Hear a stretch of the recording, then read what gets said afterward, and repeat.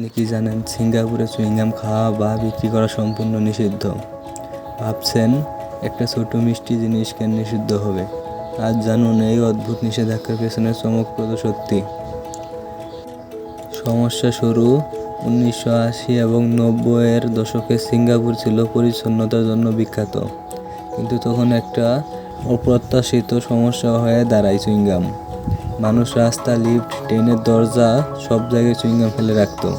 একবার এমআরটি ট্রেনের দরজায় সেন্সরে চুইংগাম আটকে যায়, ফলে দরজা বন্ধ না হওয়ায় পুরো ট্রেন সার্ভিস বন্ধ হয়ে পড়ে। সরকারকে এই সমস্যার জন্য প্রতি বছর লাখ লাখ ডলার খরচ করতে হতো। তখনই তারা এই বড় সিদ্ধান্তটি নেয়।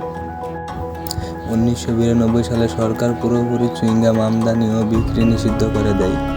যে কেউ আইন ভাঙলে পেতে পারে বড় অঙ্কের জরিমানা বা এমনকি জেলও। 2004 সালে যুক্তরাষ্ট্রের চাপে কিছু মেডিকেল চুইংগাম যেমন নিকোটিন গাম অনুমোদন পায়, তাও শুধু প্রেসক্রিপশন থাকলে।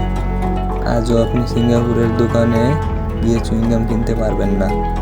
এই ঘটনাটি আমাদের শেখায়, ছোট একটা অভ্যাস যদি নিয়ন্ত্রণে না রাখা যায়, তা একটি গোটা দেশের জন্য সমস্যা হয়ে উঠতে পারে। সিঙ্গাপুর কঠোর নিয়মের মাধ্যমে তৈরি করেছে পরিচ্ছন্ন শহর। আপনি কি চান আমাদের দেশে এমন কিছু নিয়ম চালু হোক? কমেন্টে জানাতে ভুলবেন না।